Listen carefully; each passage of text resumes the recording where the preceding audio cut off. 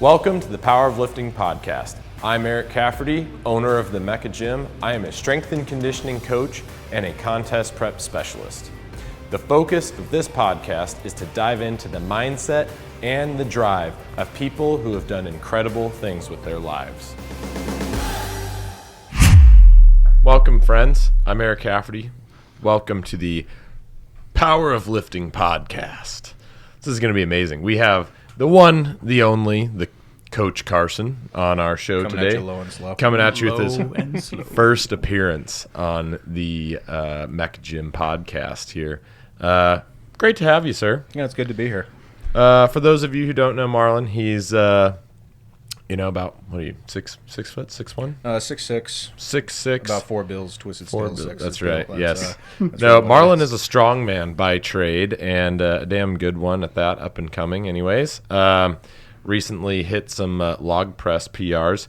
340 pounds. Is that where we're up to by now? Let's talk about that. So, Marlon is a big proponent of the linear periodization model. So we could talk about some periodization in this podcast. I'm down with the sickness there, but yeah. So tell us how you are progressing your log press. The people want to know. Okay, so I feel like where a lot of people, when it comes to lifting and they get into a particular style, be that like West Side or Conjugate, daily undulating periodization or whatever, DUP. those kind of things. For me, I kind of didn't know what I was really going for initially, because I was just like, all right, well, I know that a large portion of virtually any lift you do is going to be heavily technique based, but at the end of the day, it's also like just getting in and doing the work and getting more comfortable with taking bigger and bigger numbers. And so, I mean, with me missing the 350 on Tuesday this week has a lot to do with the fact of, like, number one, the bicep that we were talking about hammering, and I was bruised, and you can still see that very light bruising. Yeah, Marlon had There it is. You see that bruise that's happening right there? Yeah, that bruise that's back that way. So yeah, Marlon had. I think you basically just had a slight brachialis strain. Mm-hmm. So for those that don't know, brachialis is the muscle that runs kind of underneath the muscles of the bicep. So it actually is going to flex the elbow when you're pronated. So the biceps are more so your muscles that you use for strength type motions, and for those you typically supinate so that you can grab something in your hand. But the brachialis is more something when you're in this pronated position, you're lifting lighter things typically. Which also makes sense because, I mean, the position with the neutral grip on a log, when we're actually holding here and pulling in, you'll actually find that as you're going to transition to the lift and you're dropping the elbows, you become very much almost pronated through the wrist. And I think that's where that strain was going into. But then also being aggravated with the linear periodization of the squats. So that's how it goes. But so anyways, that was the goal, and the intent is that I need to become comfortable with throwing bigger and bigger weight overhead. And that's there's always a fear element that comes into every single time that we do any kind of lifts. Especially with overhead press and strongman-oriented movements. I mean, fear, and, that's the Power of Lifting podcast, right? We're talking a lot about psychological factors of lifting and fitness, in this podcast. And, that's certainly, for those of you that don't know, the log is a huge cylindrical bar that ours is, 12 inches? That 13 inches. 13 inch, yeah. So the log Marlon's using a 13-inch log. It's a big, like 90 pounds empty. 95, yeah. Yeah, 95 goes to show you how much I use the log. You gotta get your roster weight right. But, so 95-pound, 13-inch round log. And, you're pressing that thing clear above your head, and it can be a shaky situation. So huge fear element, especially when you're talking pressing over 300 pounds. Like the group of people that has pressed a log over 300 pounds over their head is, in strongman, I guess it's not all that uncommon, but if you're looking at population as a whole and the percentage of the population that can do something like that, it's extremely small. Yeah. The percentage of population that can go from never doing strongman to doing 300 pounds is very small. But that being said, I mean, I definitely say that anybody who's been around, and anybody who's in the heavyweight category of strongman, Right. if you aren't doing at least 300 pounds, You're a not joke. competing. Yeah. Look, I think the American log press record right now is like 445, set by Kearney, who's actually the first guy to do a World's Strongest Gay was his Instagram handle. But it actually he's got the rainbow mohawk. It's cool. But anyways, with someone like him, he's actually the first person to do a split jerk with the log instead of doing the double dip, which is normal of that type of competition. So then everybody was all up in arms about that shit. But even then, for me, I'm very much somebody who I'm trying to kind of do stuff different. I've never ever classically trained that type of Olympic style of splits. And so you can even see in some of my videos, it's just one of my legs just kind of hanging out back there and I'm jiggling all over the place and all that kind of stuff. But that movement itself is a combination of a clean, a front squat, a push press, like all those kind of things. I mean, and a deadlift you're deadlifting it off the floor, right? And like all those positional things just get frickin' wonky. And so then that's when you have a weakness or something like me with my bicep. Like that's when that comes, like the door is open. And then it's just like, all right, well, here comes the pain. So well, doing those lifts and practicing those movements, it's not like as strongman's kind of it's a super unique sport, and I've talked about it a little bit before, even on this podcast, how I'm a huge fan of strongman. I grew up watching strongman on TV. I mean, definitely part of the reason why, we got a hold of some strongman equipment when we opened this gym. Rachel Pyron originally trained strongman a ton when she was training for the World's Strongest Man competitions and whatnot. And I'm just fascinated with it. I've never trained a whole lot of strongman, but strongman training I have dove into a little bit just so that I can help some of the people around here with the very superficial layer stuff. And it is an element of strength training. And so being able to, work with people that do strongman, you have to understand strongman training. And I've done a lot of nutritional programming for those types of people, just to help them maximize their strength through nutrition, which is huge. Even when you first started here, kind of helping you dial in macros, and as you were learning more, it's super important. But back to my point, strongman training, there's so many events that you can do, but there's key elements to each event, and key elements to all the events that you're going to do. So number one, you have to be able to move to be successful in strongman. In this day and age, the strongmen that are agile and that are big but also fast and agile are going to be more successful. Oh, so absolutely. There's no question about it. But you got It's almost ironic to think of it that way, though. I think when people see strongman as a big, huge monster that's just going to lift something, but you got to be able to move. There's dynamic events. Yeah. It's crazy. Well, and I think that's also kind of like when I am going to say the phrase seasonal dependence has two different meanings. Number one being how close are they to the Arnold, and then how close are they to actual World's Strongest Man, and then also kind of what decade are they in. Right. Because if you look back to like strongman from like the 80s and the 90s, you got weird events like them flipping over cars and doing stuff, but then also like it's a foot race and then like a freaking tug of war. Like they do like these events. It's just like what's even happening here? And then you see like in the 2000s is when they started pulling like the jumbo jets and they started doing like all the other kind of stuff to where now the sport changed to you need Titan as giant monsters. Right. And there's no longer a space necessarily, and I'm not going to like kick my ass any day, but like Pujanowski, for example. Oh, well, that guy freak. throwing down titles and stuff, but that guy looked like a bodybuilder out there. But his relative comparison to body weight was like 275, 280 in comparison to guys like, Big Z, who was, I think, for most of his competitions, like 390. Yeah. And so then you start seeing that, like, then it started shifting to these massive, almost like more of the static type lifts with people like Eddie Hall pulling the grand, and then Hafthor Bjornsson beating him, not in a full competition, so people are up in airs about that, but it's just cool to actually see. But training for strongman is super unique, though, because like you're saying, the seasonality of it, right?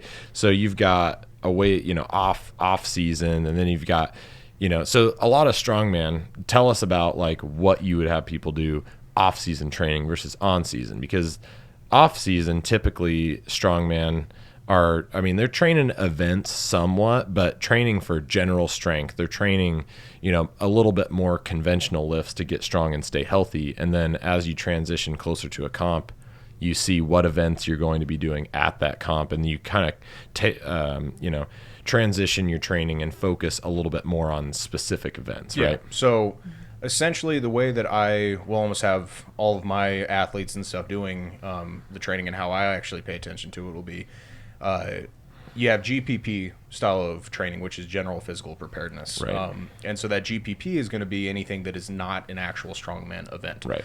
And so, for example, bench press really in like reality for strongman is basically a useless activity because Right. everything's going to be overhead or kind of, well, basically it's only going to be overhead. There's virtually no bench press stuff. They removed that again like in the 90s, I think is the last Right. time. But so it's all GPP, but then when you actually get into season, you have to pay attention to how hard you're actually pushing stuff because strongman is hands down like it is a great workout. Right. We're talking full body because there's not a single event that you do on strongman that doesn't use the entire system. Right. And so if I'm going to have somebody consecutively, like time and time again, just be like, all right, every single day we have a competition style of lift, meaning that like the actual weight selection, be it something they would have for their weight class, you are going to be grizzled by the end of like probably 2 months of trying to do that, just because nagging injuries are going to start coming in. So when I have somebody actually training for like the events, I don't give them actual strongman events until about a month and a half to 2 months out Right. of their stuff. But we'll begin like smaller type conversations like, okay, we're going to talk about technique with the log and we're going to see how that progresses. But like I said, with doing like the log,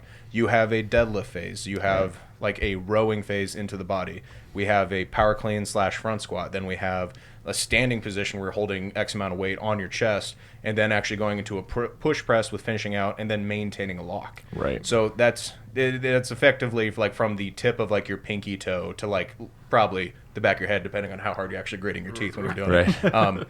Your entire system is being worked. So if I'm going to have somebody do it, you really have to package it in a way to where I'm going to pull everything else back so that I can have them do that. And that's one of the things that I always see people like, I just want to get better. I want to do these events and all that kind of stuff. It's like you have to put in your time to develop X amount of strength before that is. And I don't know what that number is. Right. Nobody really knows except you look at somebody like if you're a strongman competitor and you want to be serious and you're deadlifting sub 700 pounds, sorry, like that's basically how it is, because there are guys in the heavyweight division that will be like 250 pounds. They're pulling 700 pounds for reps. Yep. And like you can see that. And so that's always one of the interesting things when you see people try to come over into the sport from things like powerlifting. Right. These are night and day different activities. Oh, huge. The difference of like being like, if we're talking now on energy systems, aerobic threshold, and then actually looking at lactate threshold. Yeah. When I'm doing a single max event, like that's going to take me 7 seconds for a long lift, but other than that, it's going to be something more into like the 4 to 5 second. In strongman, you have a minute, hair on fire, let her buck, right? Yep. And so your feedback is the entire time. I've torn something, I'm falling apart, I need to pick up my speed, I need to pick up my reps, whatever it is. And because you're having that longer duration feedback that's actually there, that's where the challenge of actual kind of coaching comes in, where it's just like, move your body better. And then they're like, Coach, I'm trying. You'll be like, well, that's nice. But at the end of the day, you have to be able to kind of articulate that to the individuals that we have to build into this. Right. Because if you try to take that shit to the top, like it's game over. Yeah. Like that's where, again, the door opens up for that So injury. interesting how, well, I mean, if you think about it, and that's one of the things we teach here at the Mecca is the science part of it, right? Right. But like, there's so much more than just like going up to something heavy and picking it up. If you want to be good at it and stuff, I mean, you could go and hurt yourself all day long. Right. But like the fact that you can like see that there is a fundamental, like most people, if you say, okay, I do strongman, I don't do powerlifting, they're like, isn't it the same? And it's like, no, it's not even close. It's not even close. You know, and there's so much more to being able to do strongman than just, 3 compound lifts like in powerlifting. You know, like Marlon's saying, you take the log as an example, and you're doing all of these different lifts. You have to be good at deadlifts, cleans, and push press type motion, or kind of the three main phases, if you will. And you have to break down each of those phases. And so like in the GPP, or general physical preparedness, you have to train, the deadlifting motion. You have to train the cleaning motion. You have to train the pressing motion. So in an off-season type setting, those are things that you basically, you're breaking down the movement into more simple, isolated, phases, so to speak. And then it's coming all together at the end. Yeah, and then you have to, put the pieces together at some point. Yeah. So, I mean, like the fundamental approach is going with that. that's how it has to be. So that's everything in a nutshell right there, right? Mm-hmm. But then there's some things where you have to look at with an individual athlete that, like, I would love for all of my my strongman clients to be doing stuff like power cleans or full cleans or front squats and stuff like that. But then the other thing you have to look at, which is even weirder, and it's strange that like the top of the sport has this ability, is excessive amounts of mobility, power, speed, and also be a freaking giant monster. Right. Like these things don't come together. So that's why when you have somebody like, you know, Martins Licis, who just, I can't remember what year, it was like 2019. Yeah, it was 2019. I think he won World's Strongest Man. He was the perfect fusion of all that. Like he's not the biggest guy out there, but he has like those kind of elements. So now begins that other conversation, which is that, dude, you don't have what is necessary to get into those kind of things. Right. So because of that, we probably are going to have to stick to actually teaching you just the movement, because it'll be easier for you to manipulate a log because of your everything else that we have to work on. That's why we're just going to take our time with this. And so to not push the limit and the envelope. And to just build the body in general, for sure. I mean, there's, you know, the good old saying, mass moves mass, right? I mean, if you're going to be moving those, if you're going to be moving those big weights, you know, the caloric intake required to not only build muscle, but just gain weight in general and build that overall body size that's going to allow you to be stronger. You know, strongman is not a sport of small people. No. You know, there are those. I mean, the smaller. Yeah, there are smaller divisions and things like that. Nobody's seeing those guys. Right. But no offense, small strongmen out there. But, you know, and that's not to say that people can't do it that are, you know, of smaller stature. They certainly can. I mean, there's a lot of badass small strongman, so to speak, competitors, women, tons, and super strong, and it's super impressive. But, you know, the nutrition that goes into training for a sport like that is, yeah, it's just a totally different ball game. Well, the nutrition side of things too is that you're not just fueling for performance, you're fueling for the recovery, right? Because of like the high threshold and chance to actually mess yourself up every single time you're doing something, especially when you're touching bigger weights. That's where that has to be such a huge thing. And like even like pivoting gears to talking about like where things actually go with gear. That's part of the reason why you actually see these guys, and I've had conversations with folks in the past, and like an argument, if you will, being like, okay, well, you know, you find out Hafthor Bjornsson is using performance-enhancing drugs, like whatever his cocktail is, or like any of these guys, and then be like, yeah, that comes with the territory. You're asking me to go out there and then pick up like 1,200 pounds in a super yoke, stand up with it, and then walk with it, or like 1,000 pounds and walk up an incline at the Arnold with a thing made out of freaking wood. Right. And you expect me to do that natty?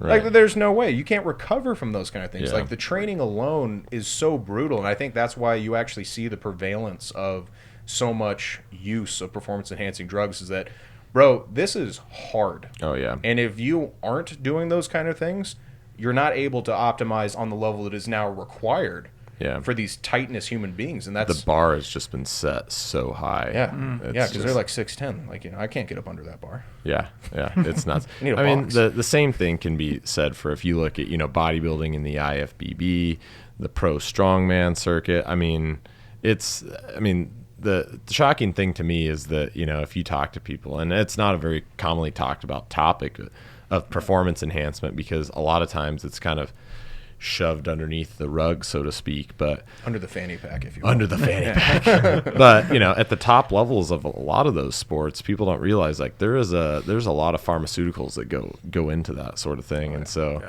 you know, it's always interesting to me, people that are like, what? No. Arnold Schwarzenegger using test? What? Like, it wasn't just test, bro. He was like straight up using meth. Yeah. Like, there's no way you're training for 6 hours with that much energy. There's like no way. Actually, I heard that from a professor, is that some of those guys back in the 90s and like the 80s and all that kind of stuff, they were using speed, because that was the other thing. You had to have like the energy on top of that. Right. But actually, that's what I'm curious about for you. So within the space of bodybuilding, what's the primary reason that somebody's actually using the performance enhancing drugs? Oh, definitely to enhance the amount of skeletal muscle mass that you can carry. And that's happening through recovery, though, right? Oh, absolutely. That's like that main driving force, because not all the bodybuilders are using like tren. Right. Like they're... I mean, sure. I mean, not all of them, sure. But and I can't speak for what they all are using per se. But, I would say, generally speaking, it is to stay on top of the recovery and actually, gaining that hypertrophy and, gaining a, beyond their natural genetic limitation for skeletal muscle mass.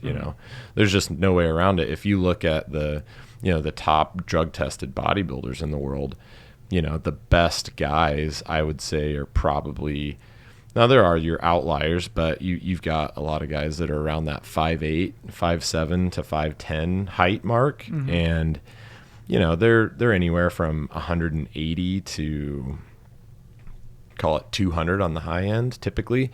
I know some guys that are lifetime drug free that are, a little bit taller and a little bit heavier, but, generally speaking, the guys that are winning, worlds and things like that, they're a lot lighter than you might expect compared to, the Ronnie Colemans of the world and the top guys in the IFBB competing at the Olympia. You look at Big Rammy, his, coaches were claiming he was around 3 bills on stage. Jeez. Shredded.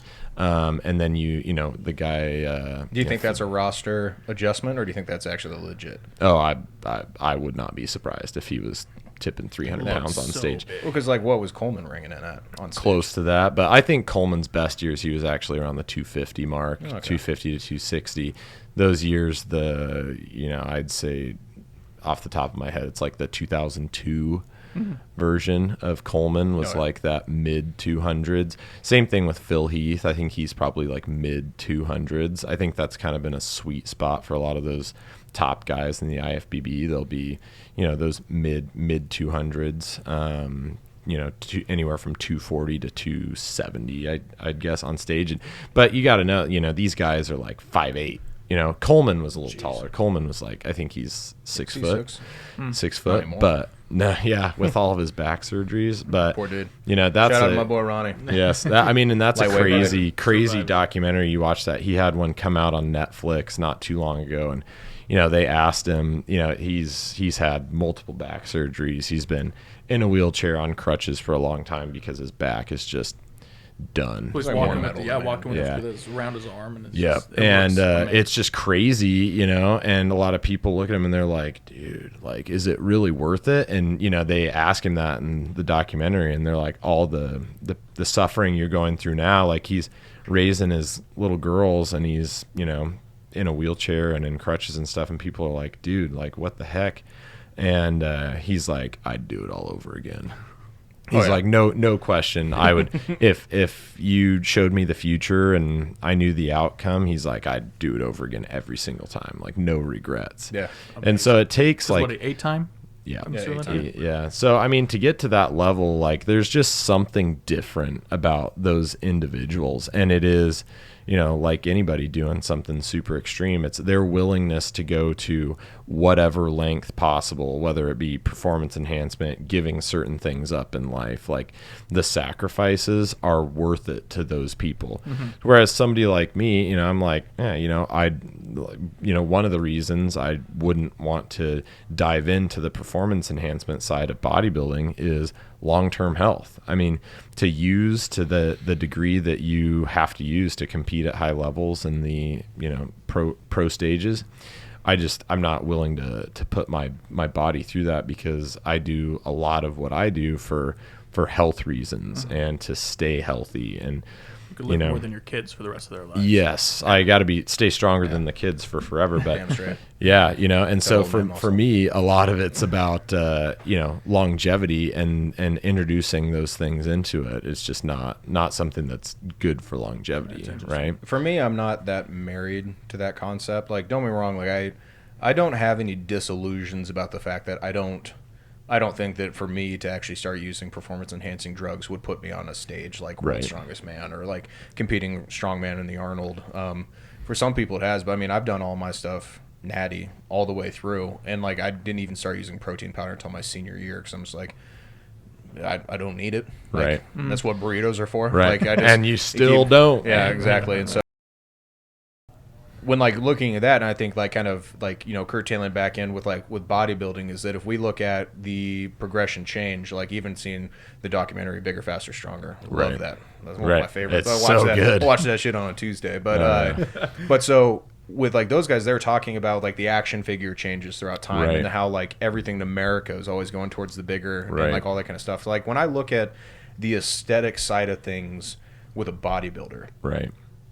I don't like the look of Big Ramy. Nobody does. Like, I mean, realistically, I mean, people within the sport are just like, oh, hell yeah, you know, like, yeah brother, like, Yeah, pin me brother. again, like, whatever it is. But for the majority of people, they don't like it, but they do like the sideshow aspect of it, where Oh, for these sure. people are spectacles. Right. Oh, for And sure. so, Yeah. because of that, that's also where like the sport of even strongman has gone to where you got to be similar, and they're making requirements for people to be a Hafthor Bjornsson, Right. to be somebody who's over 6 foot tall, Freak. Just in a the freak, high yeah. 300s, mid 4s, something like that, but then also have abs. Right. And like, there's only a certain level of genetic people that can do it, but that's the crying shame about it is that like, I could sit here and like hop on my soapbox all day long, like I want to be on TV, like I want to be like a top tier Right. strongman, I want on the Wheaties box or something like that.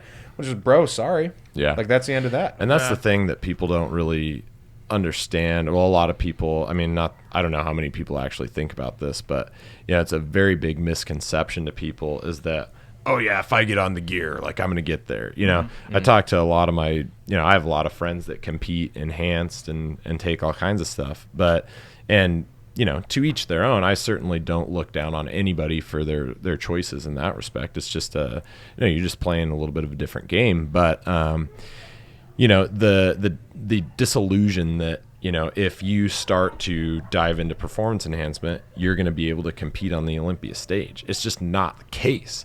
Those guys, they are not just there because of what they're taking. Yeah, just drugs. Like, No, not at all. That's not the golden ticket. The golden ticket is the other 23 hours and like 50 minutes that you're not Right. shooting up. Like, Right. like, okay, you come to me when you have that, and then we'll talk business, because Right. that's what's required. Not to mention, then you roll the other dice on, like, biologically. Right. Some of these people, to even put on that kind of mass, they're in like that 0.0000001% of the population that just so happen to also be like, I once picked up a weight, and then my arms got to be 22 inches in a year, and now I'm going to Right. start using like the Right. juice or like whatever it is. So yeah, my point is, to be elite in any of those sports, you have to be elite without before you introduce performance If enhancement you want to into do a it. ride, right, and then Yeah, be able to take it. exactly. Well, do you think that's like the reason like there's so much like stigma, like nobody likes to talk about it's under the fanny pack?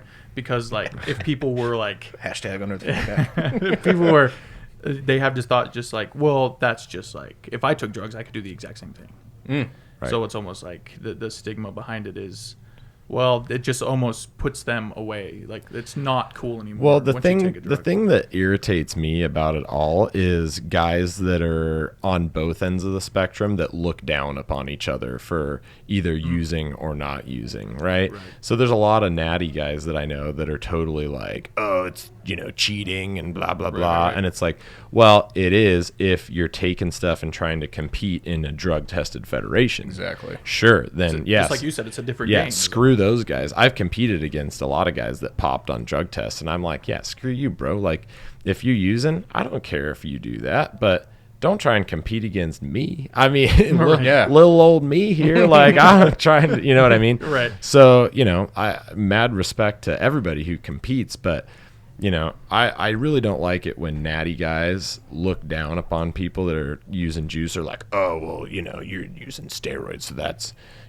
not fair. Well, it's only not fair if they're being dishonest about it. Sure. Yeah. And on the flip side, the guys that are using gear, talking smack about, oh, those natty guys, like blah, blah, blah, they don't know what it's really like, and they're not real bodybuilders. And it's like, dude, the top echelon of each category, like, is equally as impressive to me. Oh, yeah. I know Sure. guys that are natty that are just absolute freaks, and if they went on gear, they'd be the ones that are at the top of the gear leagues, right? Yeah.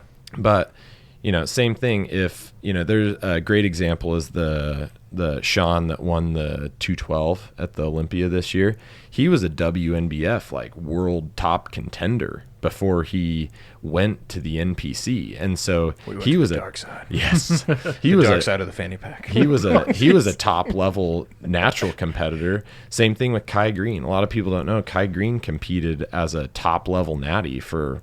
Did he look like a balloon animal back then? He has freakish genetics. He looked like a freak back then. Okay. And then you just put a whole lot of extra in there, and Well, then, gasoline on this fire that's already rocking. Yeah, exactly. It's And wild. and so I mean, and that's my take too, is that if you're in a league or in a group that everybody is just assuming that they're running stuff, and there's no actual concrete rule that says you do not do this, then it's game on. And so like that's Absolutely. every single federation within strongman. So even at the levels that aren't at like top tier world strongest man or stuff like that, for USS or even for Strongman Corp, there are no rules against it. The only rule for strongman is no sumo.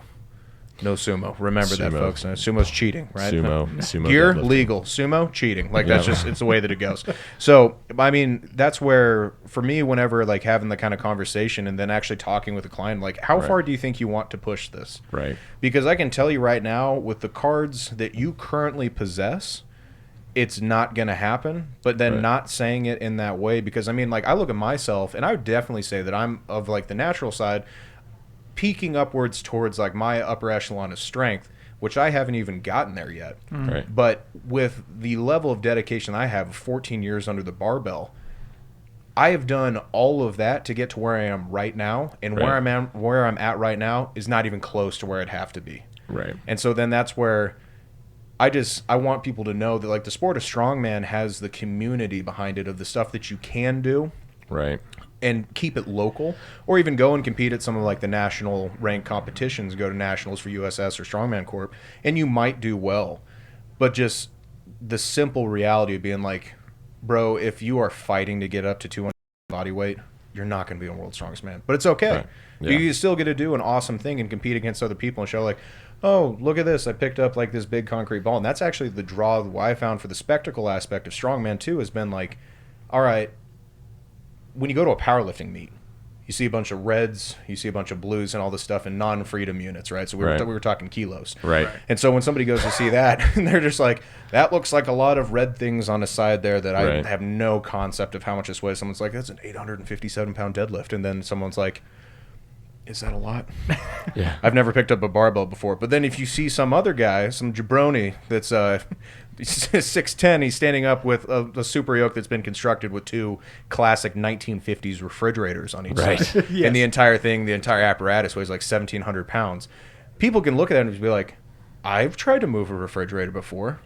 That frickin' sucks. Like, those things are heavy. Like, this is impressive. So you get way more eyes on it, which sucks too, because barbell sports have been picking up in popularity more with like powerlifting is definitely going up there. But they're still not as exciting to watch. But even with the excitement, the thing that, in my opinion, is absolute BS is that these guys winning like the world's strongest man, they don't get compensated at all for that. I think I'm not sure what the net winnings are, but like maybe like $30,000 for like a first place victory. That's it? Yeah, for like a year's worth of preparation, all the food, all of the training, all of the implements you're trying to get your hands on, all of the gear, like whatever it is that they're actually like running and taking, and they get nothing. So everybody knows that for like the strongman space is that you want to be at the Arnold. Right. Because those guys will make like $50K for winning that, or more like 100, I think. I don't know what the numbers are. I'd have to reach out to all my friends that I have there top tier. No, when I see that, that's the thing that sucks the most about these sports. Yeah. They are not valued in public eye as much as something like American football. Right. Sure. Well, Or even like, you know, you look at baseball fans. I'm not. Yeah. You look at I don't the top subscribe. end of, you know, you win the Olympia in bodybuilding, you know, you make a fair chunk of change, but most of the people that are competing at this extreme elite level, I mean, the prize winnings for winning competitions is extremely small when you compare it to mainstream sports, for sure.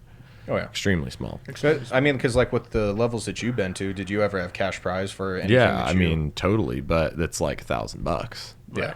You know, Like $1,000, like, oh hey, Yeah. this is a nice like week you, of food. you look Yeah. at the you look like at the pro level of natural bodybuilding, and you're like, you know, if you won $5,000 at a show for winning first place as a pro, that's like unheard of almost. It's like you know, that's like rolling in it. That's like total prize package. Quit your day job. Yeah, seriously. I got all my That's what's so amazing. sponsorships. Like the mental side of it is like, you know, that the end, like that is for sure. You can tell with these sports. That's good. We'll just keep going. We'll keep rolling. Yeah. So you have those guys who like, yeah. Oh, we're good. No, it's all good. Oh yeah, we're solid. You can see it. The amount of like people who are just like, they play the sport to earn the money, like basketball, for example, and stuff like $100 million contracts and stuff like that.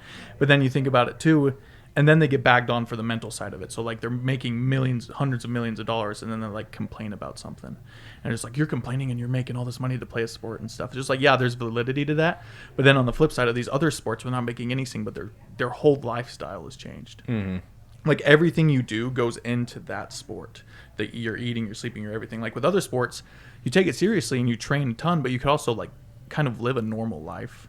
Like I think if you think about the top tier of these sports, you're not living a normal life essentially. Oh God, no. I mean, Right. well, you can have somebody like, you know, Michael Jordan doesn't go and get his own groceries.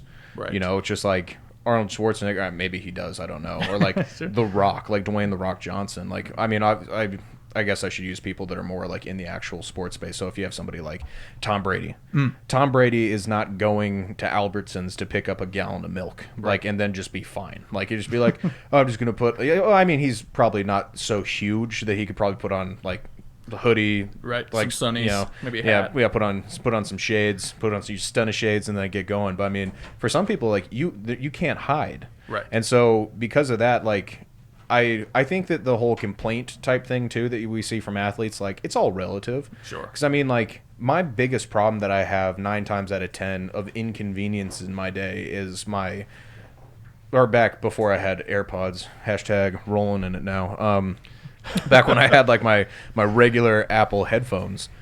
That was my biggest inconvenience, was untangling those. Oh, dude. Someplace in Africa, somebody's getting their arm chopped off for a blood diamond right now. Like, you know what I'm saying? So, like, Sure. so it's all relative. So if I hear like an athlete's like having a struggle, like that's literally that's their biggest thing to worry about, Right. of whatever it is, or like the hate that comes from a lot of those kind of things, and like even into the space of like the hatred cross like sport is another thing too. That if you look at, you know, within powerlifting. Like the difference between natural and non-natural athletes, and be like, oh, the only reason he's deadlifting this much is because of that. And like, you know, talking smack, like Right. how you were saying earlier, is that, I mean, the same thing happens across sports. And to me, that's the biggest crying shame, because like the rising tide raises all ships, right? So if that happens and then all sports are starting to blow up and then you actually have cross promotion occurring, that's what makes everything better. And so, For sure. and like, that's, yeah, the dogma approach and like the stigmas that come behind shit talking amongst like the different groups, like that's the fastest way to make sure that nothing ever happens, and Right. also gives rise to freaking trolls within every single. Well, let's talk a little bit about, you know, we kind of touched a little bit about, you know, working with clients and seeing, you know, what their goals are. And so when people are starting out and saying, you know, maybe not specifically with strongman, but just with their goals, period. And, you know, it's just so important to give people realistic expectations. But at the same time, you know, it's our job as coaches to make sure that we're guiding people on the path to eventually, you know, get to those more outlandish goals. You just have to set realistic ones along the way, right? Yeah. So I think, you know, it's really important, you know, especially when people are listening to this and they maybe aspire to do some of these more ridiculous things, like lifting 300 pounds over your head and things like that. Like, there is a pathway to get there, and the actual value isn't necessarily important at first. It's just to get better. So, you know, the big thing that I focus with, if you're talking about like powerlifters or bodybuilders or, you know, whoever I'm coaching, you know, if you or they have these, you know, these big goals, you know, who am I to tell them that they're not going to be able to do it? You know, it might be important for me to relay to them like the, you know, the realism involved, but at the same time, I'm never going to tell somebody that they absolutely can't do something or they will never. You'll say, you know, maybe, you know, doing that is, you know, it might be unlikely, but who cares? Let's start working towards it, period, right? So, we all start somewhere, and, if somebody is wanting to, get to the more competitive level, like there is a path to get there. And then depending on how disciplined you can be, and that's really what a lot of it comes down to, but how disciplined you can be and how smart you can be about your training, and then also your genetics, that's going to really dictate, your ability to get somewhere. And so that's, I coattailing or curtailing off that, I also think that I'd actually just had that conversation with a client today, not going to say any names, but with the client today, and the conversation was, look, the top tier competitive scale that you want to be on for these physically dominating type of tasks, realistically, we're not playing with the same like deck of cards as somebody who doesn't have like the myriad of issues that you've come across. Right. And so that doesn't mean that we won't potentially someday get to that kind of spot. Right. But it just means that we're going to have to think way harder and be way more careful with all of like the actual training practices. So absolutely. So for somebody like, I'd say for anybody that has a goal that is lofty, absolutely get a coach. Right. Always. I mean, or have somebody who's going to show you the ropes of how to actually navigate that type of path. Because like for me, even in strongman, it was Nick Ettinger was the one who actually showed me how to do a log, showed me how to do a stone. I went over to Verdant CrossFit that was over by Boise State. And that's when I actually got my hands on like the stuff, and I tried it. I flipped a tire one time. I'm like, I don't like that. I don't like that at all. And so I'm not good at this. And so I stopped that. And then we did the log, which they dubbed to be the tampon. It's the pink one. I don't know have you seen that one? Yep. So it's a legend around here, right? So there's that, and then I tried a stone, and I'm like, all this is uncomfortable and it sucks, and I'm doing this competition over at the Mecca, though. That's what's going to happen. Whatever. Those yahoos over there, a bunch of jabronis. And then I came out here, and then, like, I performed very well. I took first place in every single event except for the tire flip. Because I flipped it one time. I was like, oh, screw that noise, dude. That was just terrible. Not doing that anymore. But the barriers to entry are actually incredibly low for any of these type of sports that people want to do. So I'd say to anybody that's actually listening is that if there's something that you want to do, start trying to do it. Absolutely. And, like, absolutely, like, you don't. The other thing, too, that most people that began their journey of strength, they didn't have a coach. It's not necessary to have a coach until you decide, I really want to see how far I can push this. Because anybody can, like, do a bodybuilding show, throw on a Speedo, and step out on stage. Right. You will be destroyed. Yeah. Absolutely destroyed. You will be picked apart, and just be like, look at that, cellulite here, jiggle there, whatever it is, that you're not going to do well. Yeah. You can do it by yourself with no coaching, but it still may not be that top tier stuff. Because I mean, even with what you were saying, that you had someone handle your nutrition, right? Because when you get closer to that finite, super grainy consistency, total like thin skin. Are we allowed to swear on here? Go for it. Okay. When we're talking that dick skin consistency, like across the whole body. That like when you're at that spot, you're not thinking straight anymore, because you're just like, no. I can totally fit my macros with Reese's. Like, no, it's fine. And just be like, get your damn hands away from there, like. And so that's where that coaching side of things, I think, and having somebody actually trying to champion your success, but being realistic with you. Yeah. Just like what you're saying, that like, I like what you said about the whole, I'll never tell someone that like you can't or never, any of those kind of things, but also having the reality dose where it's just like, look, if you want to do strongman and you're about my size and you're thinking that you want to be on the world's strongest man, maybe. I don't know what the actual odds are of that occurring, but I know that there's going to be some things that you may have to do to achieve that goal that personally I'm not willing to do at this time. I'll put that caveat on there. I'm not willing to do those kind of things. So it's just like, how bad do you really want to get into this? Because if that's the case, back to what you're saying with the dedication or the discipline. Discipline. Yeah. The discipline has to be 100%. And that's to achieve anything, right? You've got to have that huge, amount of discipline and intrinsic motivation, if you will. Just being driven to do the things that it's going to take to become elite in any sport. It's going to take an enormous amount of your time and around the clock discipline.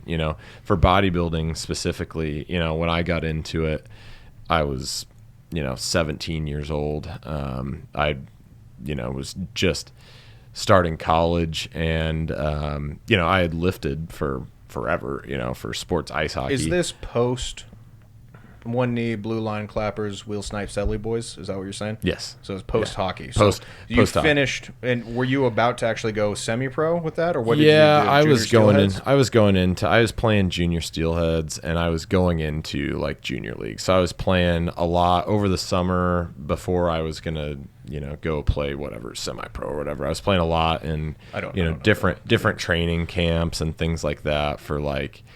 Basically playing with guys that had played juniors, which is kind of like a minor league. And it kind of, junior levels at the highest levels will feed into more of the pro level or D1, college hockey, things like that. And I was kind of towards that level, but to be honest, I just got completely burnt out when I got to that level. It just became less fun and more like a job, and it was really a job that I didn't enjoy more. And I was kind of spoiled. I had a string of great coaches and great teammates playing around here, and we had some for a little Tony Stoltz. Yeah, right. For a little old Boise, Idaho, we had some outstanding hockey players in this area that did end up going and playing in various teams all across the country and semi-pro quote unquote levels, right? Did anybody go NHL that you played with? I don't think so. No, there's a lot of guys that played a lot of juniors and played, but dude, I mean. The odds of somebody from Boise, Idaho going and playing in the NHL is like, I don't know if there's been one. You're playing. Well, what's the roster size of an NHL team? Is it 12 guys? No. They travel with I think like 16-ish, but usually there's like low 20s on a roster in total. Slim. But like, I mean, messed up my presentation for Knies 432 then. Yeah, I mean, shout out ice hockey. Yeah, but I mean, so my last team that I played on. Around here anyways, we traveled with 12 guys. We only had 12 guys on our team, which is it's not a lot of guys. Those line changes are real quick. Dude. So you'd play, you got a lot of playing time, right? But I loved it, man. And we did some damage. We went for a team from Boise, we did extremely well. We were playing, double and triple A teams from all around the country, basically, and doing well. Mm-hmm. But when I went and took that next step into the juniors, I had been dabbling in, bodybuilding style training, a little powerlifting style training at the time, and to make you a better enforcer, right? To make me a better, yes. So I could Were you an enforcer? So I could beat some heads, yeah. What's funny is the leagues that I played in with hockey, you couldn't fight. They wouldn't let you fight until you got to juniors, and then in the junior training camps and stuff, like when you went to a camp for a team, you could fight. And shockingly enough, nobody ever really wanted to fight me. But you are what they would. For anybody who doesn't know hockey, Eric is huge for hockey. Like that. So, like he is a mammoth out there on the ice. But there are guys that are my size in the NHL and bigger.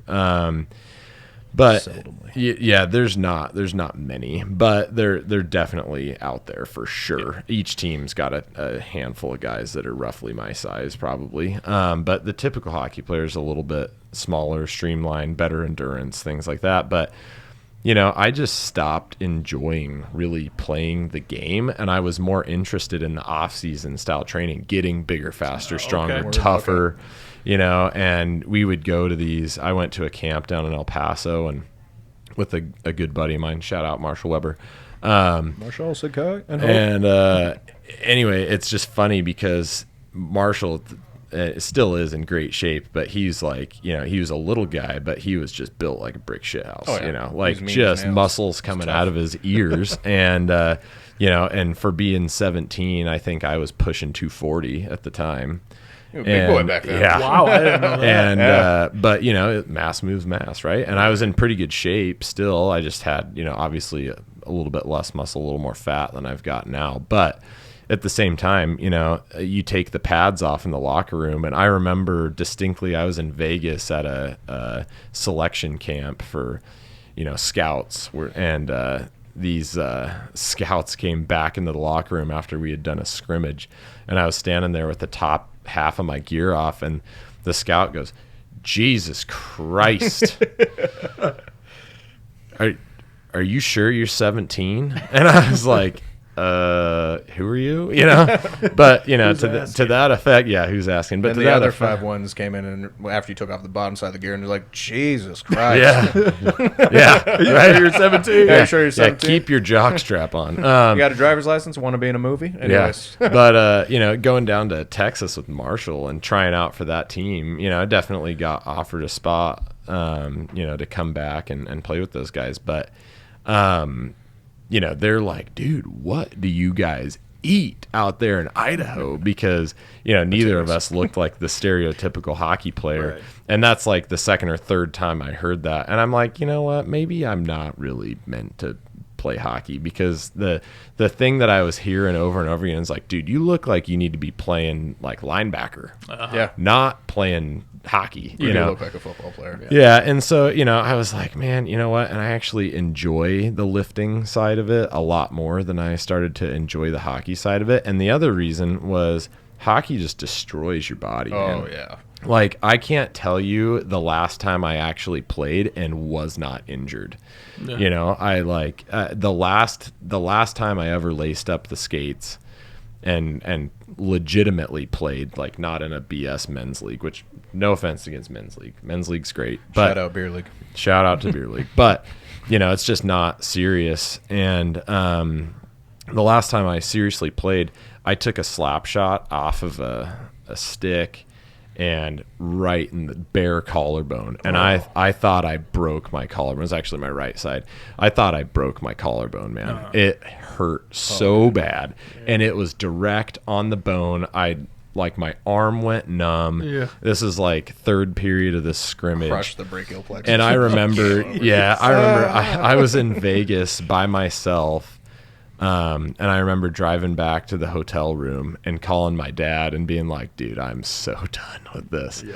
And I came home and I didn't lace up the skates again until I got talked into playing some beer league, but which I still want to go back and do. It's a lot of fun, but it's just not the same. Like when you play to that high of a level and you just go mentally to this space that you can't go in real life, because you cannot function in real life like to where I would go in a headspace to play the intensity level. Mm-hmm. You can't of turn that these shit off. games. Like when you develop that skill. Yeah, that's a hard turn. And it's so hard because I don't talk about this a whole lot in the day to day, but like I talk about it with Caleb a little bit, because Caleb's really big into that. Dr. Redden, for Been those on of the you. podcast. Dr. Redden. Yep. Shout out Caleb. But yeah, I mean, we kind of always talk about we talk about it a little bit, you know, but it's like, you know, the guys that have that and the guys that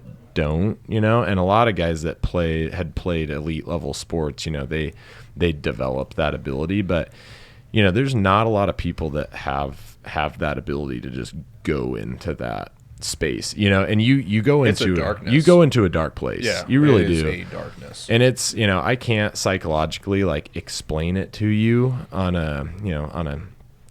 the level of the brain chemistry. I'm not well versed enough in those things. It's the analogy game. It's right. The beast. Yes. But it, you know, it really is. You go to a different place, you become a different person. I remember trying to, you know, I would like hurt people, you know what I mean, on the ice, and like it was ruthless. But I miss it so much. I know, but it's hard. And you know, a lot of people that played competitive in like football and stuff like that, like we were talking about it a couple weeks ago, like on the O-line, like you just get down in line across from somebody and you're just imagining just ripping them to shreds, and you're just like, you know. Yeah, well, I mean, that goes right into like my favorite analogy to try to tell, because I've explained that to clients before, where I say to them, look, I need you to go into that next realm, right, if you will. I need that 12th gear coming out of you.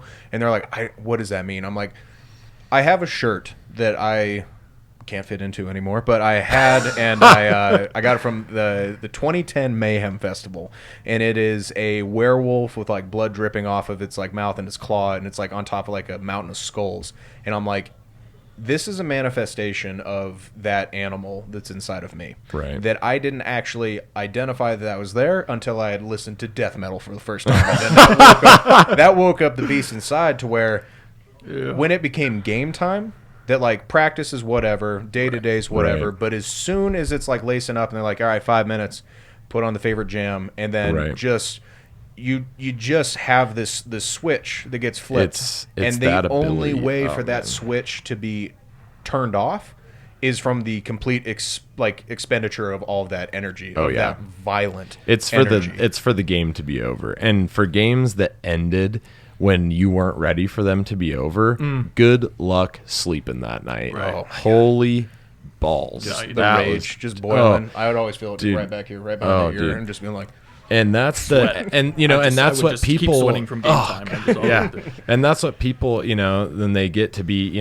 old geezers like us, even though none of us are old. But when you're out of that like high school, post high school, still playing competitive sports, like you miss that. You miss that a lot, and it's like that's a piece of you that you should not tap into ever in normal life, right? Like you will not even be able to actually do it because if you're not in the environment anymore to actually call upon that force, you can't. But if you found a way, then it becomes dangerous. Yes, then you become a total asshole. Oh yeah, like, it's nobody's just gonna like you. And that's just it. And the last time I think I really went to that place was the last powerlifting meet that I did.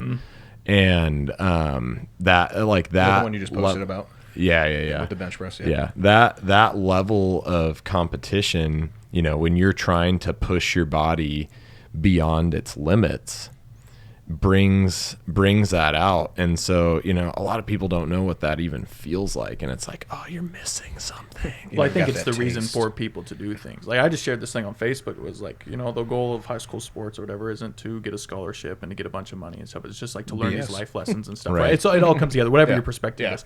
I agree with the fact that like you're going and you're learning life lessons in a position to where you can tap into stuff like that and experience that in your life. Right. Because like if you're not, then there's no like place for you to outlet things. A lot of it, in working with clients, it's teaching them how to tap into that inner being. You just know those people that you coach that are going to show up on meet day. Like I have, a group of clients, and obviously, and some of them, I just know which of those clients, I know that no matter what I put on that bar on that day, it's getting lifted, and they, it might not be a situation where they get 3 white lights on it. Right. But it's going up. But they're going to do it. But they're going to move that weight. Like Alex's 600 deads like that. He blocked that shit out, but it just didn't. And Alex was, I love that kid to death, but, shout out Alex. Shout out trainer Alex. I had never seen him like that, and I wanted so bad because he's a freaking tank, and I always give him shit because he and I compete for the most part in the same weight class, and I'm definitely stronger than him still. So what's up? But eat it. He has so much potential, and he's the world's nicest dude. He's the kindest soul. And I just wanted so badly to just pull the demon out and just get him in that zone. I slapped him so hard on the back, man. I cannot even tell you. It was broke like a rib. It was like that time, dude. It's like that time. No, it's the time I slapped on your back slap before you squatted, and I'm like, dude. And I love being around these powerlifting competitions for that, because it is when people are pushing themselves beyond their limits. Different stuff, like it's like palatable. Like you can taste it, touch it, feel the energy coming out of people. It's amazing, and it just gets lit. Oh my gosh, it's so good. But anyway, torqued. He missed the lift, but he still pulled it. It was a gym PR for sure, but just missed the lift from a competition standpoint for sure. But yeah, the last time that I entered the dark place was certainly in that last powerlifting meet that I did. And the reason being, I can usually lift really calm, cool, collected and do get some pretty good max effort without going to that place. But I got 2 red lights on my first 2 deadlift attempts.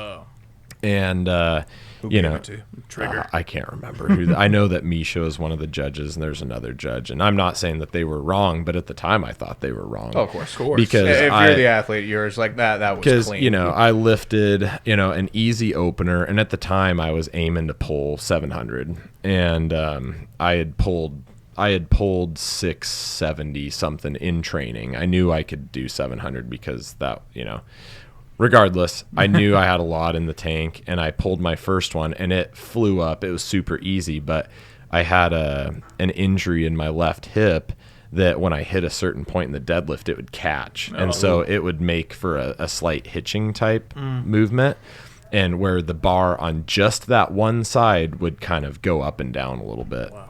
And so, and I was hurting that day from squatting, you know, first, obviously. And I went into, after missing my first deadlift attempt, and it moved easy and it got red lighted, dude, it was like game on. The rage is on there. It's Oh like that my small gosh, first just cheap flip shot the- that somebody Right. gives you The like in a trigger. game. And you're then like I'm like, it's right. okay. It's that okay. people's It's elbows. okay. I can deal with it, whatever. And I went, and Perry was helping do my attempts and stuff, and I'm like, just put my next attempt on the bar, you know. And he's like, you got it, you know. So Perry, you know, gave him the next attempt. It was like I moved up, not as much as I wanted to move up. So I knew when I missed that first one, I wasn't going to hit 700 that day. So I was pissed. But, you know, we still added a little bit on the bar just because of how easy of a lift it was. I think it was like just under 600. So I'm thinking, okay, put just over 600 on, and then, you know, can finish with 650 something. That's still like a big meat PR for me, yeah, right? especially at that weight class too. Right. Yeah, it's not too shabby. I mean, it's not like national level or anything, but it's pretty good. And did the second one, dude, same thing. But that raging pain in my hip was worse, you know. And I was just like, at that point, I saw the red lights, and I just freaking went full rage. Then you went red. Then you saw red. Full rage monster. Everything And I was was red so at that pissed. point. And I, you know, kind of yelled at the ref. I didn't yell at her right away, but she made this snide comment to me as I was walking off the platform, and then I lost it. And I was like, full tilt rage monster, scared all of the people working at the meet, like, you know, just Went full ass. everybody, you know. Perry, I turned, Perry's eyes were just like, you know, because Yes, Perry's sir. worked in law enforcement, like You he know, it's knows. like, that's the dark rage zone where Yes. people die. He's that's like, like- yes, do not get in front of him right now, anybody. we're backing them up. Yeah, and I can so taser him if I have to. the third lift, I ended up lifting the same amount of weight as I did for my second attempt, and I absolutely smoked it, and I had to consciously force myself through that little hitch that I had, and I was able to do it and pull it and get a good lift, but I was so angry. That was the last time. Right? After that second attempt, I was like, it was kind of bad because afterwards I'm like, oh, I like this. I like who I am That's when right people now. turn to the dark I side. like who I am right now. Now Like, you understand the Sith when you get to that point. Oh, yeah. you know, Well, I mean, having the taste, like turning that back on, and when you actually get it, but then you achieve the flow state. oh yeah, Because if you get the rage and then you miss, yeah, like there's nothing worse in the world, because it's almost like you woke up that animal, you woke up that beast, and then the beast is just mad at you, just like, that's what you woke me up Yep, for. yep. Like this is what we're doing right It now. is. Like it's, oh man, you like, woke me up for nothing. Yeah. Now I'm gonna be with you for a long time. Yes. Like, I'm gonna hunt you. your friends and family will hate you now. Yeah, but anyway, so I guess back to what you were originally going with. So hockey ended, and then for you to kind of pour into like the darkness or to actually get into the aggression, then bodybuilding came along. yeah. So And it it's was funny. bodybuilding before you went powerlifting, right? So Yeah, for sure. But it's kind of, you know, bodybuilding's totally different though. You know, it's a different kind of sport, and you can pull out the beast inside every once in a while in training, but in general, bodybuilding is very, very finesse. You know, and bodybuilding is a 365-day commitment, you know. And so that's where I really learned, you know, going through those first competitions, I really learned the importance of just consistency, you know, because it's not what you do just when you're on the ice, so to speak. it's what you do around the clock, getting things like your NEAT in, your steps, and getting your cardio in, which is the not so glamorous. And then, hitting your macros or hitting your diet, and being able to do that, and then go and force yourself to train under those conditions. It's literally like you're poisoning yourself and still expecting high amounts of performance. And so it's just, it just wears on you and wears on you and wears on you when you're, in a bodybuilding style prep. And so it's just totally different than competing in like a traditional, like an ice hockey or football. It's so much more all encompassing. But really, if more athletes were to realize the importance, it's not as profound with, the traditional sports, the around the clock engagement, but it is still that important, And so it really teaches you that next level of drive and dedication. Oh, this is really what it takes to be elite. Is I have to think about what I'm putting in my body at all times. I have to think about how I'm resting. I have to think about, all of these different things in order to be the best athlete that I can be, Mm-hmm. Right. I mean, and also from like person to person, because like you were saying that like developing the life skills, right, that come out of sport. And especially within like the high school endeavor, I never took it to that level. Like there are so many things that I could have optimized, and like I still jokingly say, and also mean that I hate cardio. And so like back in the day, back in high school when I was like 17, 18, I think graduated like 230 or 235. So I wasn't enormous. Like I had cut weight because going into my sophomore year I was like 245 pounds and I was chubby, like 100%. Like I was, just waddling down, all full sweatsuit at all times, always wearing sweatpants. Like it's middle of summer, your boy's wearing gray sweats. Like that's just what's happening. So, but for me, I never actually understood that until it was too late. And so for me, for example, like with my build and my size, I'm not playing D-line at a Division I university. Like that's not happening. Right. Like you're not going to find anybody with that kind of size and that height. Right. But what I could have been would have been a pretty good running back or a tailback. Right. If I was willing to run. Right. Which I wasn't willing to run. So you look back at like the missed opportunities. And So I feel, many. and that's what the difference is between now, and that's what I love about the space that we're in. Because now you get people that can come in, and just because you miss that one window for that one thing, you have so many more options that get to be about this journey. Because like what you were saying is that with like a bodybuilder too, that like if I'm ever making a recommendation for somebody of what they should get into as their casual thing to do, it is not bodybuilding. Because it's not very casual. No, not at all. Like you don't have the ability to be like, oh well, it's Saturday, so I'm gonna go and like plow down like 16 Coors Light. Shout out myself every weekend, but shout out myself.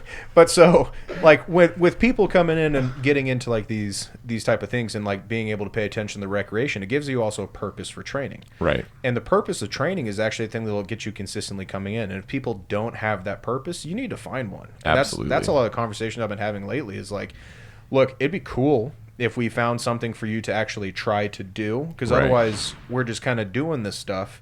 And that's one of my most frustrating parts as a coach, where it's just like, I want you to be excited. Yeah. Because you were excited when you came in. And now that we've helped you achieve some stuff, but now we're kind of floundering, where do you want to go? Right. Because you've now gotten a taste. I don't think that we're at Olympia winning. I don't think we're at like World's Strongest Man being on top. Right. But there's other things that we can do. Let's do that. Because the other thing Let's is do those things. Yeah, well, I mean, it's optimizing health at that point, where it's like, I want you to engage in the sport of strongman, or I want you to try these various lifting techniques or the various modalities of training, because now we're talking about life skills. It's going to be better for life, for sure. And so if like for me, with my wife, she's been telling me, shout out Hallie Carson. I always don't go Hallie Jones. It just rolls off the tongue. That's her her maiden name. But anyway, so she tells me, she's like, I want to go and do, I want to go for hikes, like backpacking trips. And I'm just like, that sounds awesome. And then we go for a walk around the neighborhood, and I'm like, this is awful. Like there's not a single thing about this that I like, because my back is smoked. Like after like walking like 400, 500 like meters, and like I'm just already done. My right foot's cramping up. But like you all can this squat kind of 700 stuff. pounds. Yeah, exactly. But I squat that, and so then when I was discussing with her, because she's been telling me, well, if we want to do this stuff, we have to keep on pushing like these kind of things to get better. And I'm like, who's the CSCS here? Because you're correct, but at the same time, I don't want to hear that. Don't tell me what I need to do, right? Like, Yeah. it's the same thing with anybody's, like, wife or husband or Right, anybody that, right. like, when the other person's coach. But for her, she wants to do those kind of things, but they certainly do not align with the goals that I personally have set right now, because my Right. goal for this year is 800 on the squat. Right. So I'm looking for 100 pounds of PR. And that's not something that you do with, like, oh, I'm just going to go casually backpacking the Sierras this weekend. It's Yeah, like, it's not. no, you're going to go sit on the couch or sleep and rest and recover. So that's the way that she goes. No, I think, one of the most rewarding things that we do, though, is, I didn't have good coaching in the way that we coach when I was a kid. My parents couldn't really afford to have a full-time trainer for me, and you know what I mean? Things like that. And I didn't even know that that was a thing. Like, it wasn't that much of a thing back then. At least I didn't know it was. Sure. And so, now the things that we can offer to people and, not just kids coming up and playing high school sports, like that is huge, being able to help, people like, the Brunsons and, some of the kids that we coach that are, striving to be elite athletes. Well, night and day difference. Because, I mean, don't get me wrong, I'm not talking smack. Shout out Coach Weimer back in the day for like my weight training.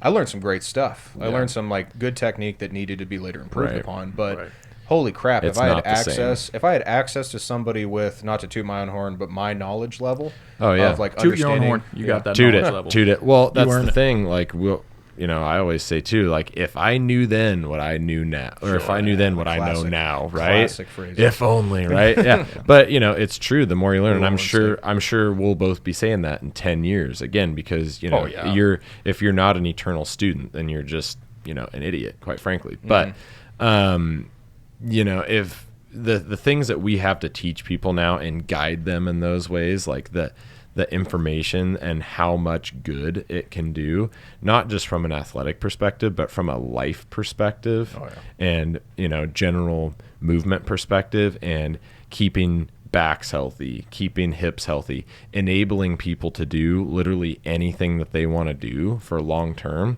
Like, it's, you couldn't pay enough for that, right? Like for lifelong longevity and health and things like that. Right. So picking up those skills, I mean, that's one of the things that I have to kind of remind myself of, is that it's okay if the goal is to maintain, because like at times, for like sure. one of my, I mean, like for Gen Pop, right? So for like with general population people, like, I'm not trying to gain a bunch of muscle mass. I'm not trying to lose an insane amount of weight. I kind of like where I'm at right now. I just like to kind of optimize where I'm at. And then there's part of me that's like the competitor that's just like, we need to do something. We need to find something for you. Because, why would you want to do that? Like, why do you just want to come in and do 3x10 on machines? It doesn't make sense to me. But then to remember the motivations, but that's where I'm coming from with my athletic background, is that if I'm doing something, I'm going into it. Right. I'm not just here to, oh, hey, what's up? Yeah. But at the Carol. same time, it is really important to, even if you are trying to maintain, if you're not growing, you're dying. You can always learn something. So whether it be, hey, I just learned better bracing technique, or hey, I just learned better deadlift technique, like that is a huge win to master those mechanics, because it'll help you stay strong and healthy for a lot longer. Oh, yeah. So, I think that's a huge thing that people kind of, don't really realize, like, especially, when they look at this gym, they see a whole lot of people like us that, kind of push the envelope, and a lot, like this is totally politically incorrect, but go hard retards. Like, I mean, you know what I mean? But it's just like that term just basically means, meatheads, that you just, you basically see a direction that you want to go, and you're basically just, pushing everything out of your way to get there. Like it shouldn't necessarily be like that. Like, there needs to be that moderation, big time, the balance, but at the same, time on all of that, you have to be seeking out progress, even if it is just small increments over time, right? Well, like perfection is impossible, but you can always strive towards it, because you're going to get better. I mean, even though you're not, but you're still getting better. And then you look back even not very long ago and you're like, wow, look at that change. Yeah. Look at that difference. Yeah. And so the philosophy, I think, that a lot of people do need to adapt or adhere to, is that I always have, like I said, in my my actual coaching philosophy is a strength first approach, to where if you take any athlete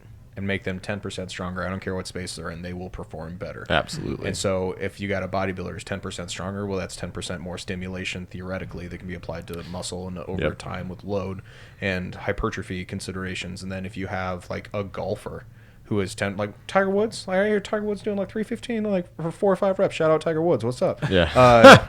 But like recover soon. But like doing that kind of stuff, recover soon.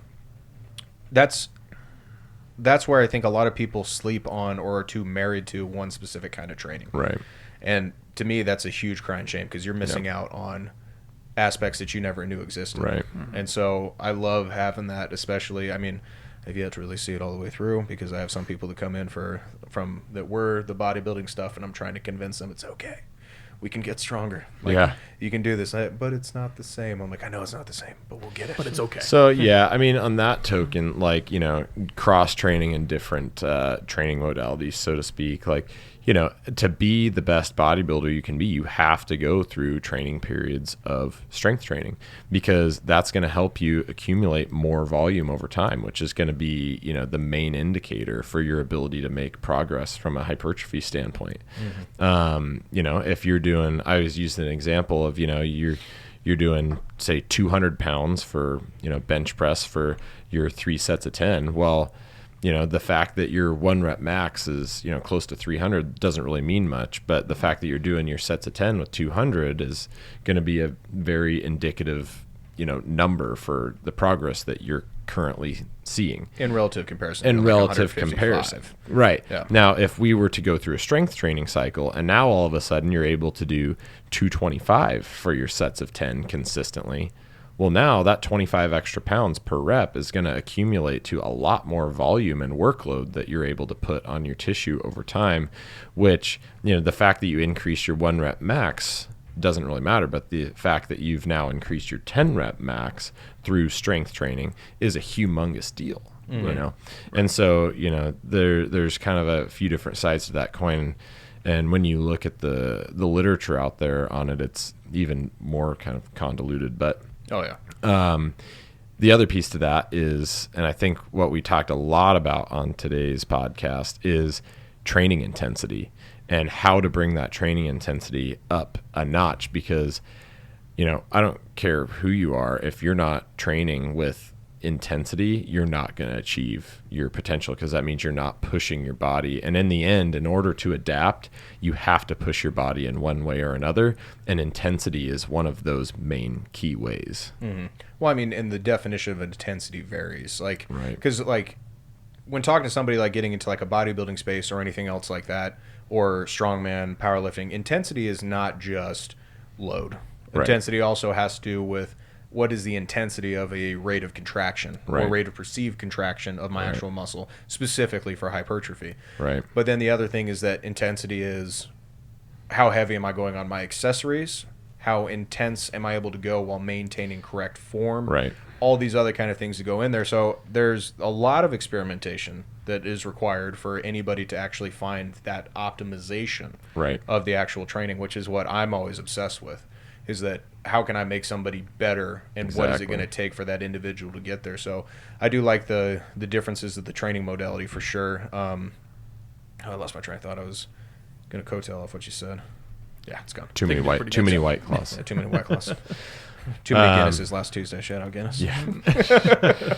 But yeah, no, I think that to touch on that, the difference in, you know, changing up your training is very important, and also making sure that you have a clear goal in sight, like you're saying, whether it be a competition or whether it be a certain metric. Like, you have to measure things, right? That's why we're so big on data, right? We're collecting all kinds of data, whether it be in apps or spreadsheets or all that stuff. Like, you have to have something to boil things down and compare to. And, you know, people tend to be their own worst critics too. You know, I measured a bunch of clients today, you know, at like a 2 or 3 month mark, you know, between measurements. And, you know, one of them was like almost refused to let me measure her. And I'm like, what do you got to lose? And she's like, well, I haven't been hitting my macros perfectly, and, my weight's up a little bit. Keep in mind, her main goal is to not lose a lot of weight. She does not have a lot of weight to lose. And she's like, my weight's, it's up a little bit, and I haven't been perfect, so I don't think things are going to be, I just don't think it's even worth measuring. Do the measurements. She's down like 3% body fat. She's down 2 inches around her waist. She's, gained size in her glutes and her legs and her arms. And, on paper, she's a totally different person than she was, right. 2 or 3 months ago. Right. And Just 2 so, or 3 months ago, yeah, just 2 or 3 months. And this is not somebody who's never trained before. She's had a lot of lifting experience, but it's that next level of detail, but also measuring where you're at. And, if you're looking in the mirror and she's like, oh, I guess I don't think I really look different in the mirror. And I'm like, dude, that's why you take pictures. And so obviously we have those pictures. And so you put those things side by side and say, look, this is how far you've gone. So, consistency over perfection for sure. Oh, yeah. I mean, with one of my favorite, I say this in every single consultation I have, is that we're going to track everything. Like, I want to know, like, this is personal training. I'm going to hear about your poops. I want to hear about that. Like, and so I'll be like, how regular are you? Like, what's the consistency? What's the smell? How's it taste? No. So, like, we'll go into those things where we'll talk about it, and then I'll tell them, so, like, with listening like Wu-Tang Clan, I don't know if everybody's like listened to it, but they have a song that's called Cream. Cash rules everything around me, right? So I took that and adjusted it, and then mine goes, it's Dream. Data rules everything around me. Yeah. So I'll tell them, I'm like, I don't care what it is, but I need to know everything I can possibly tell about you. Absolutely. And then, because the other thing, just like what you're saying, especially with measurements, and specifically tapes, just because standard deviation on the skinfold calipers, like, is a lot. Yeah. I think I'm pretty good. Like, I'm pretty good at this. And I can see some weird numbers based on hydration, based on like what your sodium is, like whatever it is. But so when I have that actual data, people need to have that, and they have such a fear about the scale, which I understand psychologically. Everybody's in a different spot with the ability to just take that for what it is, which is that it is a data point. It is quantitative. It has nothing to do with the qualitative of how you feel. Right. But so having those numbers, especially because perception is wrong. The moment that you started weight training, the moment that you basically had the intellectual capability of comparing yourself to a different person, you now have body dysmorphia. Right. It happens to every single person. Like, you're driving this ship every single day. You don't necessarily see those small changes until you have something where, like, oh, there's more of a divot right here to where I actually can see, like, my bicep, like, more. I didn't see that before. Right. Or the other thing is that Tom Mazzetti says, like, the day you start lifting is the day that you're forever small. Exactly. And then, like, Amen. You have to have like those the things that are actually showing you what you're doing is actually working, and then also developing and allowing for perception change. Absolutely. Because so many people are afraid of ever kind of shifting their belief, because their belief is just what they've been chilling with and have known the entire time, that, like, I'm constantly trying to change everything. Like, my original perception when I first, as I just said to you earlier today, that, like, when I first started training here at the Mecca, I didn't want to squat at the Mecca. I didn't want to lift here because I'm going to be like, I've been shown I'm a fraud. Like, I don't know what I'm doing. Like, my technique looks like crap, and I'm supposed to be like a strength and condition coach. But then when you actually are able to just kind of hand the reins over to somebody else and just be like, break down my shit. Yeah. Oh, yeah. Tell me how big of a piece of shit I am. And then when you actually do that, it's relieving. Because the elephant's out of the room now. It's just like, oh, we can all get better. Yeah. And that's allowed. I think what's beautiful about it, too, is, like, we talked about both sides of it. There's the realistic side, and then the coach that's there to help you. Like, you look at the data, you're seeing real changes. But then you have to have the emotional side of it, too, which could positive and negative. The emotional side is, oh, my gosh, I don't look like I should. I didn't track my macros perfectly. I don't even want to measure it. But then you tap into that anger and that dark side, and you're able to hit these huge PRs. That's emotional. Then you talk about the factual, so it's like both sides working hand in hand. And most of the time, I always see a crumpling effect. Like, honestly, I'd like it. 9 times out of 10 is female will have that, to where if they're not seeing exactly what they want, or the skin fold comes off weird because their hydration's bad or sleep or whatever else, then they implode. And it's not an explode, which most males I'll see, and it's testosterone, baby. Get that fanny pack rocking. But with that kind of flip side of thing, like, I have a reverse body dysmorphia. where I think I look better than I do. So like literally this happened to me so many times. I'll be out on the floor, I'm working with somebody, and then like I'll see Eric walk by who's like pumping weights. I'm just like, yeah, I look like that. and then I'll start looking in the mirror and I'm just like, oh shit, like Wait, no, I don't. Nope, like okay, my chest to waist ratio is a little bit less of a drop than what Eric has over there.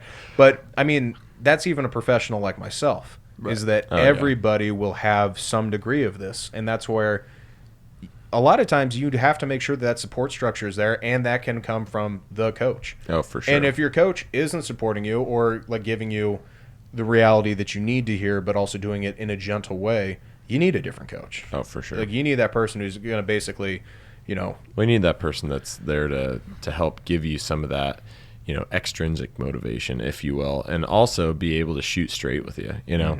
You don't want somebody just telling you that you're way better than you are, and you also don't want somebody that's totally bagging on you, and that's where that realistic view comes into place. And, as a coach, being able to support people and help them achieve their goals, but also being able to give them, the psychological support that they need, and, give them, more than just a program. You have to be able to, work with them on a very emotional level and engage with people in order to, get them to follow the program and buy into the belief system and tell them really, the way things should be looked at. And that is, data driven, really. Yeah, to respect the process. Absolutely. I don't like the whole trust the process thing, because if you can't describe the process, like Neil deGrasse Tyson can explain complex astrophysics to me like I'm in fourth grade.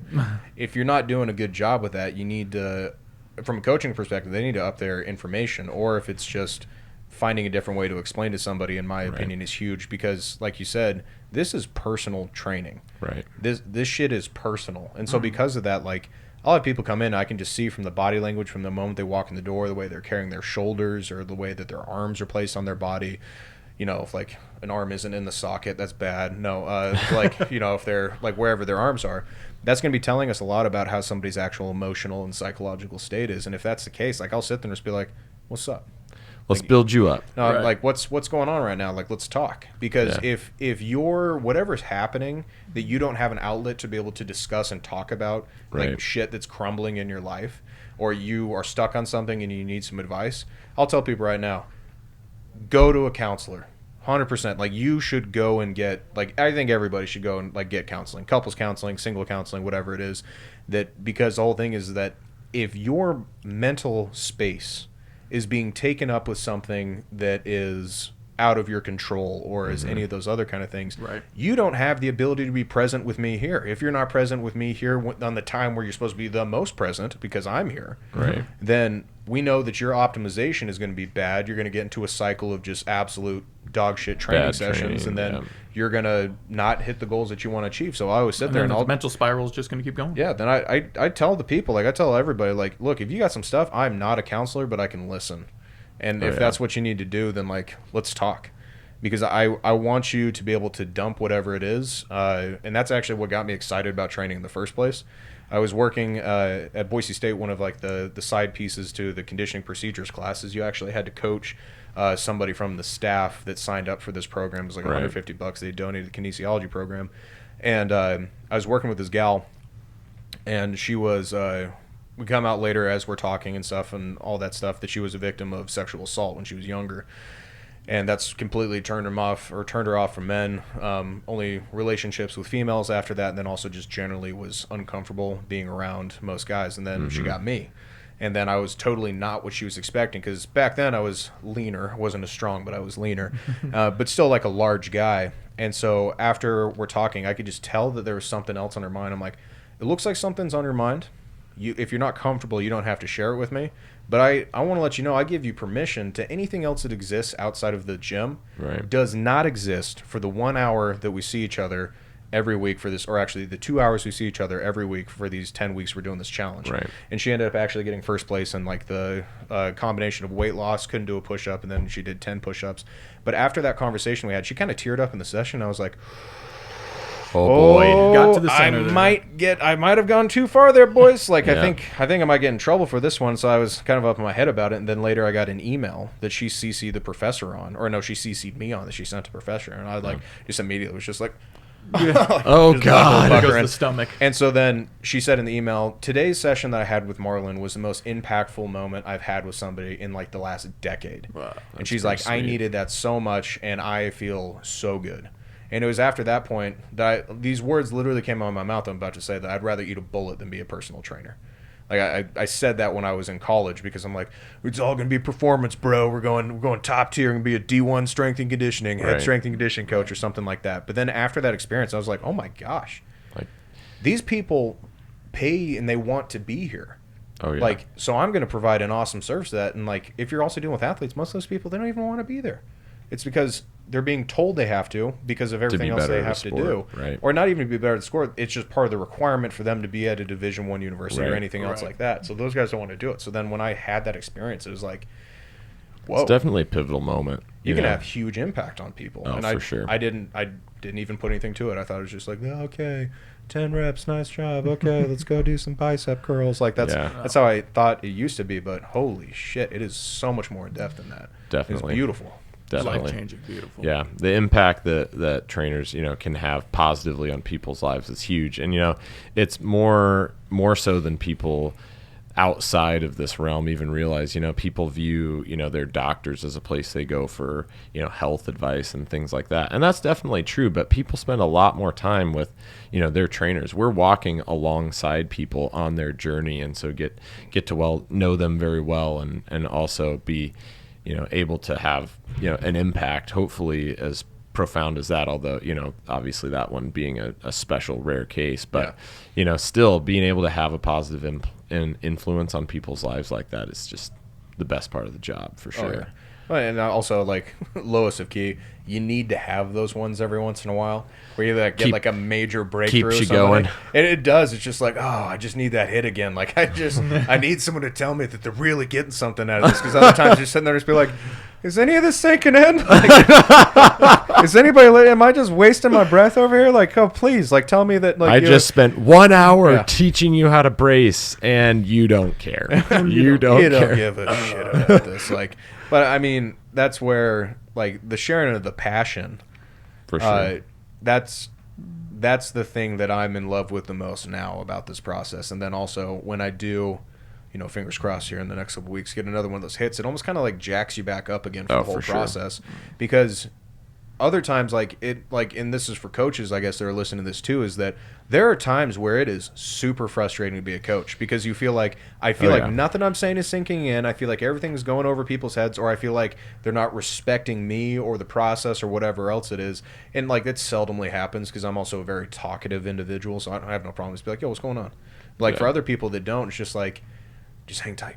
Right. Hang tight. Because you're gonna get through that side, and then you're gonna get that little bumperoonie, if you will. Oh yeah. Your little ammonia bump of getting to hear that again, that affirmation that like, oh my God, Yeah. I am actually making an impact. Yes. Because otherwise you just keep going. Just be like, I hope my shit's tight. Like I hope I'm doing this because I'm not getting that kind of affirmation. But it comes and it goes. Well, I think that's good what stuff. proves the why like one of those like we just talk about all the time here, the powerlifting podcast, but here at the Mecca gym, what separates the Mecca from everybody? It's just like our coaches do get frustrated if they feel like it's not sinking in, not because it's just like you got to listen to me. It's because we care. We care. Like, we give true. a lot of care towards this. Give so and many the shits. passion, so many, Yeah. and so. Mountains To of hear shits. that from people, and then like the clients on the other side, like I'm not a personal trainer, but I've been a client and I've like done this kind of stuff. I currently am a client. It's just you really achieve this greater satisfaction of life, and it's amazing. Yeah. It's amazing. All right. Well, gentlemen, I think we're out of time. We're out of time. I hope everybody enjoyed the Little rambling. bumperoonies all around. Oh yeah. You'll see Talk Coach. about some shit with some Yep. stuff. We'll see Coach Carson on here again, Absolutely. and we'll talk about all the things to do with strength. And we'll catch you guys later. Thanks for having me, guys. I appreciate it. Thank you. Thank you for joining us on the Powerlifting Podcast. Be sure to like, comment, subscribe, and share. For more content like this, follow Eric Cafferty and the Mecca Gym on all social media platforms.